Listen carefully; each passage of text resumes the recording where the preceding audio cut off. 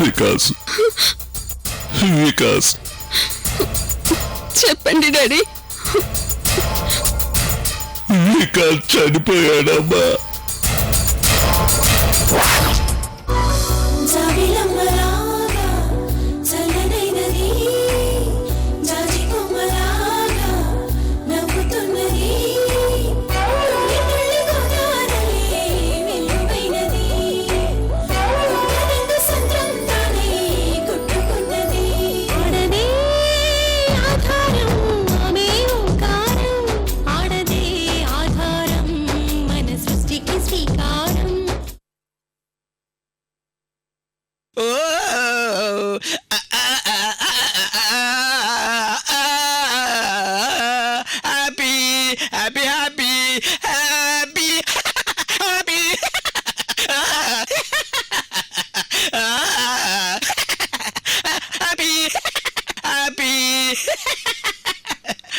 నానా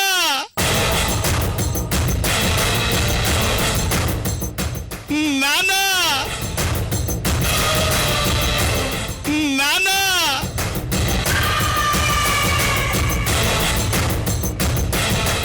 happy happy. ఒరే నాన్న, మన బాస్ విజయవర్మన్ చెప్పిన అక్కిబాయ్ కుక్క సాగు తెచ్చాడు. ఒరే క్రిమినల్, రాక్షసుడా, కిరాతకుడా, నిన్ను అమృత తండ్రి గారు పొడిచి పొడిచి చెప్పేశాడు. నేను నా కళ్ళతో చూడకపోయినా రక్తపు బడుగులో పడి ఉన్న నిన్ను చూసి పిచ్చి హ్యాపీగా ఫీల్ అయ్యాను రా. Happy happy.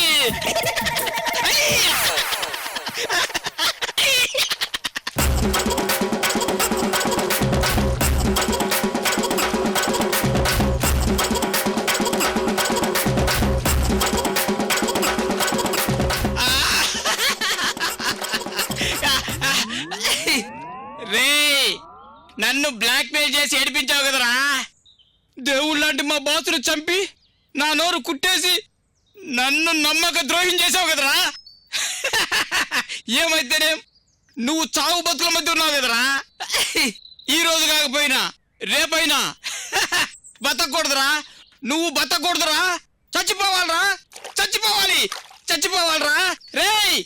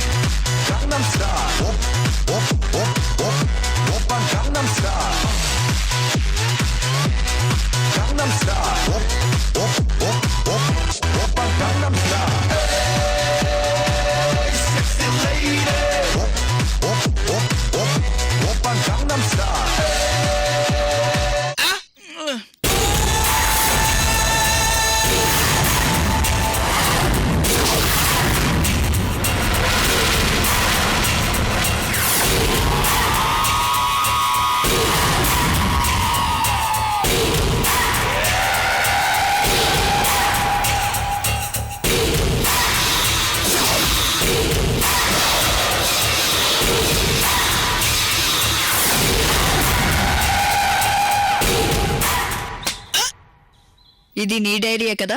అవును, నా డైరీయే.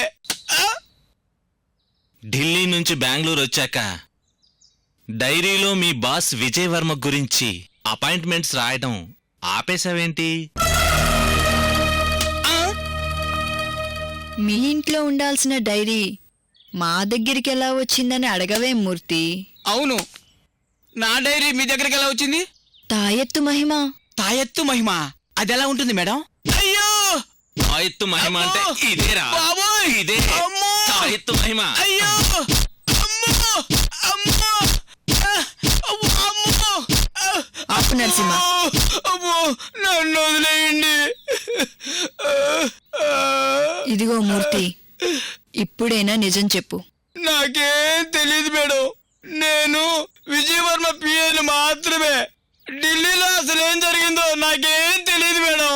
నరసింహ, వీడు చాలా పిరికివాడు అనుకున్నాను. ముదురు టెంకలా ఉన్నాడు. టెంక పగలాలంటే రాయి కేసు కొట్టాలి. అలా కొడదాం మేడం వీడిని.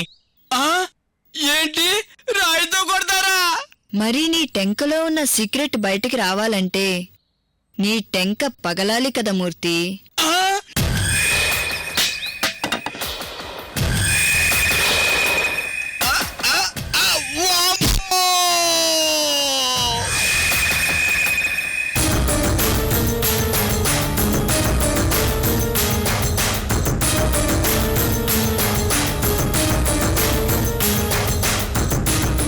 నిజం చెప్తాను, నేను మా బాస్తో కలిసి ఢిల్లీ వెళ్ళాను. అక్కడ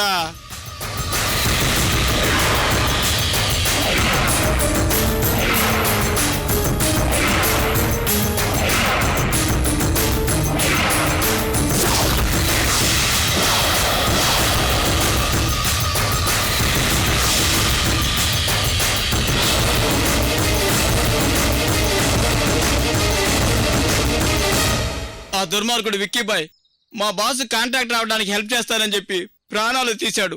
మేడం, మా బాస్ మిమ్మల్ని పెళ్లి చేసుకోవాలని ఎంతో తప్పించాడు. పెళ్లి చూపులు మీరు పంపించిన ఫోటో రాత్రింబవలు చూసి ఎంతో మురిసిపోయేవాడు. పెళ్లి చేసుకుంటే మిమ్మల్ని తప్ప ఇంకెవరిని చేసుకోనని ఇంటికి ఫోన్ చేసి మరీ చెప్పాడు మేడం. ఇంతలో ఈ దుర్మార్గుడు మా బాస్ను పొట్టం పెట్టుకున్నాడు. నా కళ్ళ ముందే మా బాస్ చనిపోయాడు మేడం, చనిపోయాడు.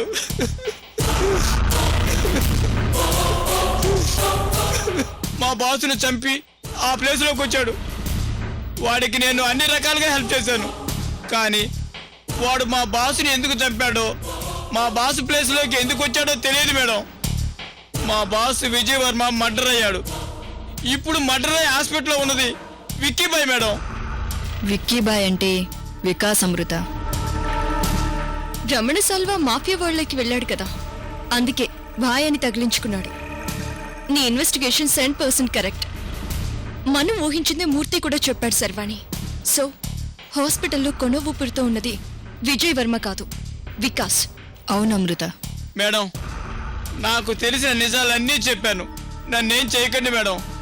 సరే, ఈ విషయం మేం చెప్పేంత వరకు ఎవరికీ చెప్పకు. అలాగే మేడం. నీకేమీ తెలియనట్టుగానే హాస్పిటల్కి వెళ్ళి అక్కడే ఉండు. ఎప్పుడేం చేయాలో మేం చెప్తాం. నిజం చెప్పావు కదా, నిన్నేం చేయను. వెళ్ళు. అలాగే మేడం.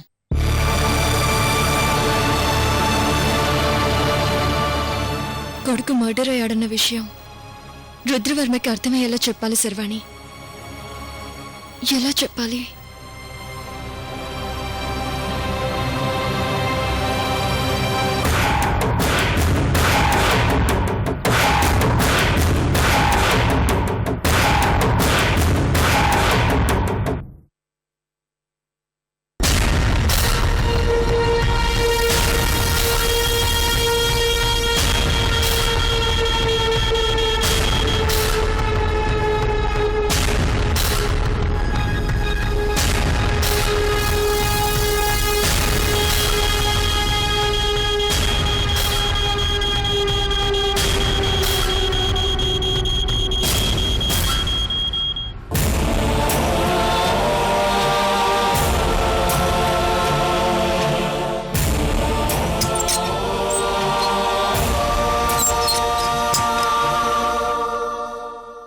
డాక్టర్, రుద్రగారు, కత్తిపుట్లు బలంగా తగలడం వల్ల స్టమక్లో వైటల్ ఆర్గాన్స్కు డీప్ ఇంజురీస్ అయ్యాయి.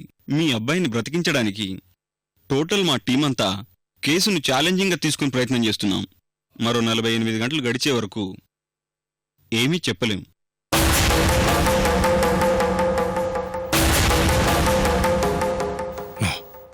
నో నో డాక్టర్, ఇంతకన్నా బెటర్ ట్రీట్మెంట్ కోసం బెంగళూరు, ఇండియాలో ఎక్కడికైనా, ఈవెన్ అబ్రాడ్ అయినా సరే మీరు సజెస్ట్ చేస్తే తీసుకెళ్ళడానికి సిద్ధంగా ఉన్నాను. నా బిడ్డను కాపాడండి ప్లీజ్. రుద్రగారు, పేషెంట్ కండిషన్ చాలా క్రిటికల్గా ఉంది. ఎక్కడికి తీసుకెళ్లలేము. అది ప్రాణానికి ప్రమాదం. Don't worry too much. మా ప్రయత్నం మేము చేస్తున్నాం. Hope for the best. Wait చేయండి.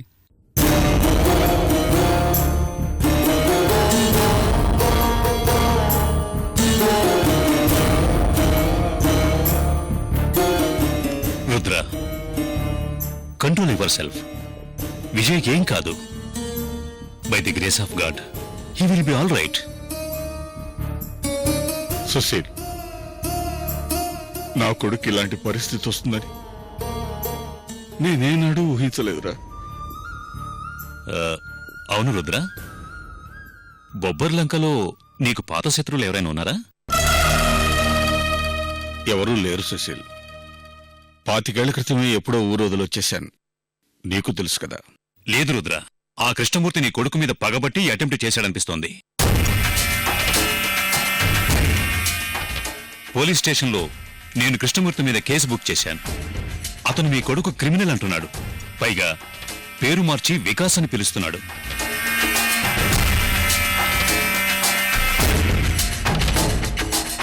అంతేకాదు, విజయ్ మీద అటాక్ చేసినందుకు అతను చాలా గ్రేట్గా ఫీల్ అవుతున్నాడు. పైగా నేనే చంపానని లొంగిపోయాడు. దానర్థం మీతో ఏవో పాత గొడవలు ఉన్నాయనే కదా. కృష్ణమూర్తిని అసలెందుకు మర్డర్ చేసావని ఆరా తీస్తుంటే సిఐ శర్వాణి అమృత అన్నిటికీ సమాధానం చెప్తుంది, మీరు వెయిట్ చేయండి అని చెప్తోంది. నాకేం అర్థం కావటం లేదు. ఏమండి, అన్నయ్య గారు చెప్పినట్లుగా ఆ కృష్ణమూర్తి మనసులో ఏదో పెట్టుకొని మన అబ్బాయిని చంపాలనుకుంటున్నాడండి. అవుననసూయ, ఆ కృష్ణమూర్తి వాడి కూతురు అమృత కలిసి నా కొడుకును చంపడానికి ప్లాన్ చేశారు. వదిలిపెట్టను, వాళ్ళను వదిలిపెట్టను, వాళ్ళను వదిలిపెట్టను. అనసూయ, వదిలు. రుద్ర, ఆగు. ఏయ్! ఎక్కడికి వెళ్తున్నావు? అసలు అమృత ఉద్దేశం ఏంటో నేను తెలుసుకోవాలి. నా కొడుకుని పెళ్లి చేసుకోవడానికి ఒకవైపు ఒప్పుకుని ఇంకోవైపు వాళ్ళ నాన్నని పెళ్లి చూపులకు రప్పించి నా కొడుకు ప్రాణాలు తీయడానికి ట్రై చేసింది. రుద్ర, లీగల్ గా కృష్ణమూర్తి మీద యాక్షన్ తీసుకునే అన్ని ఏర్పాట్లు నేను చేశాను. మళ్ళీ నువ్వు ఎమోషనల్ అయ్యి ఆవేశంలో ఇష్యూని కాంప్లికేట్ చేయకు. కొద్దిగా వెయిట్ చేయి. లేదు సుశీల్, నేను బొబ్బర్లోకి వచ్చి మోసపోయాను. శివరామరాజు బాబాయ్తో సహా అందరు నన్ను మోసం చేశారు. ఎందుకు ఇలా చేశారో వాళ్ళందరూ నాకు సమాధానం చెప్పి తీరాలి. నేను వెళ్ళాలి. అనసూయ, వెళ్ళి. ఒక్క నిమిషం. Don't be emotional. I will handle the case. ఏం చెయ్యాలో నాకు తెలుసురా. అనసూయ, నువ్వే భయపడకు, నాకు వదిలే. సుశీల్, నువ్వు ఇక్కడే ఉంటావుగా. Please take care of my son. Anasuya, వస్తాను. రుద్ర,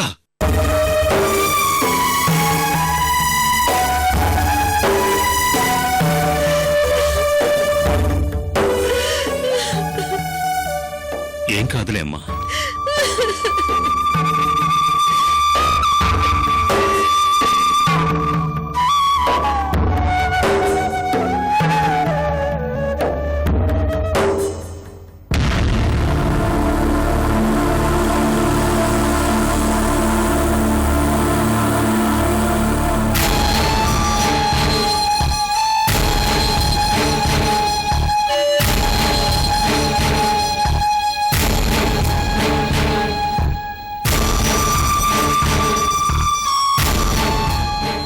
అంటే రుద్రవర్మ కొడుకు విజయవర్మను వికాస్ చంపాడా? అవును తాతయ్య. పియ్యి మూర్తి చెప్పే వరకు విజయవర్మ ఏమయ్యాడో ఏంటో అని మాకు కూడా క్లారిటీగా తెలీదు.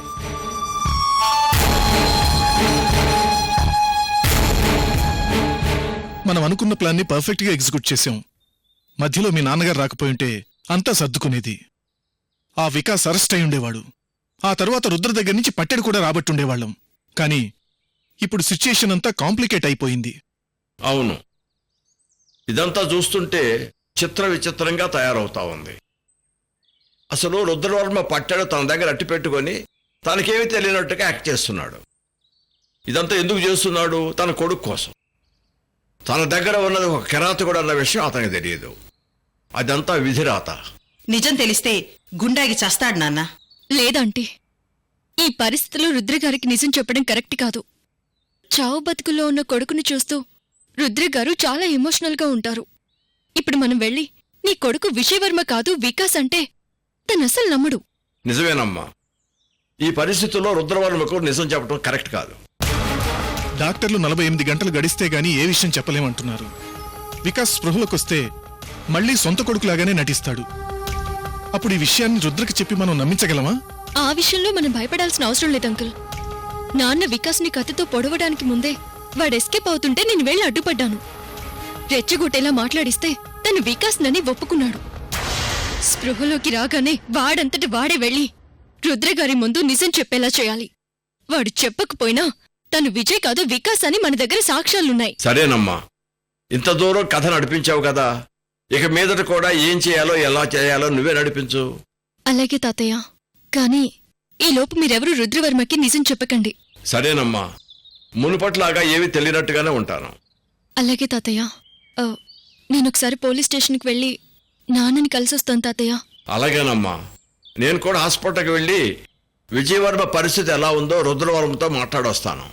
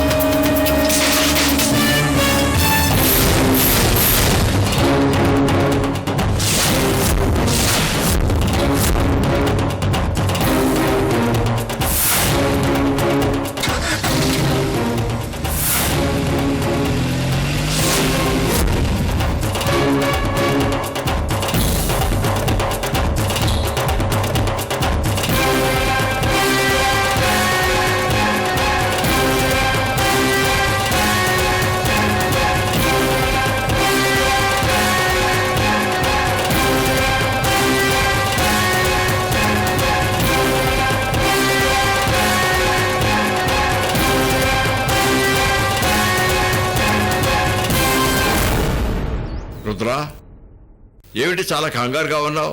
అబ్బాయికి ఎలా ఉంది? ఏ నా కొడుకు ఇంకా చావలేదని చూస్తున్నారా బాబాయ్? చిచ్చి, అదేమిటయ్యా?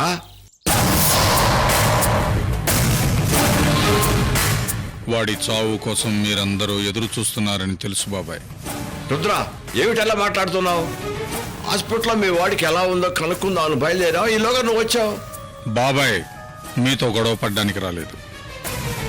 హాస్పిటల్కి వచ్చినప్పుడు తన కాబోయే అల్లుణ్ణి కృష్ణమూర్తి ఎందుకు చంపాలనుకున్నాడో అమృతని అడిగి తెలుసుకొని వస్తాను అన్నారు. అన్నారా లేదా?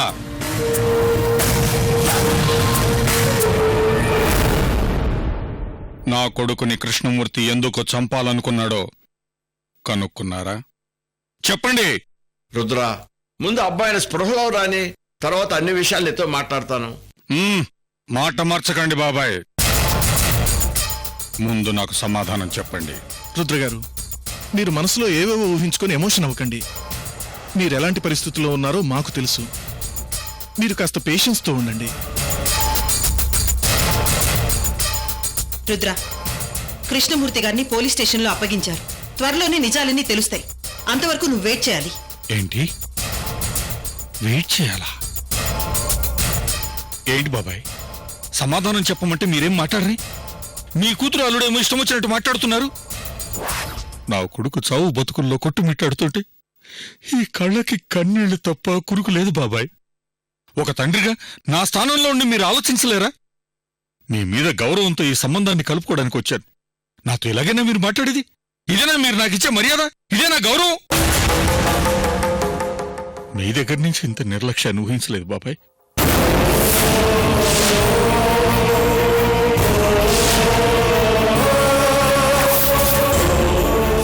రుద్ర, నా మీద నీకేమాత్రం గౌరవం ఉన్నా మాట్లాడకుండా వెళ్ళిపో.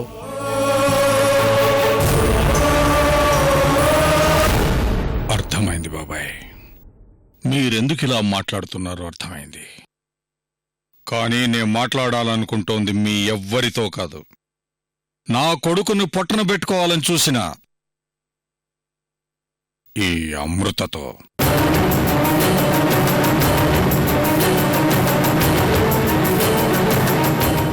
ఏయ్, చెప్పు, మీ నాన్న నా కొడుకుని ఎందుకు చంపాలనుకున్నాడు? నా కొడుకేం తప్పు చేశాడు?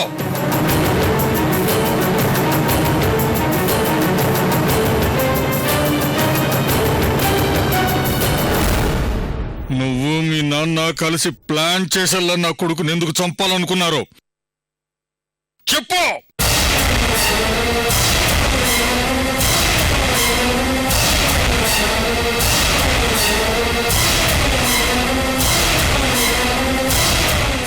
ఈ ప్రపంచంలో నా కొడుకన్నా నాకేది ముఖ్యం కాదు.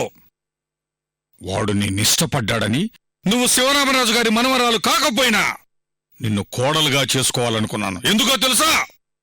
కేవలం నా కొడుకు కోసం. కాళ్ళు కడిగి కన్యాదానం చేయాల్సిన చేతులతో నా కొడుకుని చంపాలనుకుంటాడా?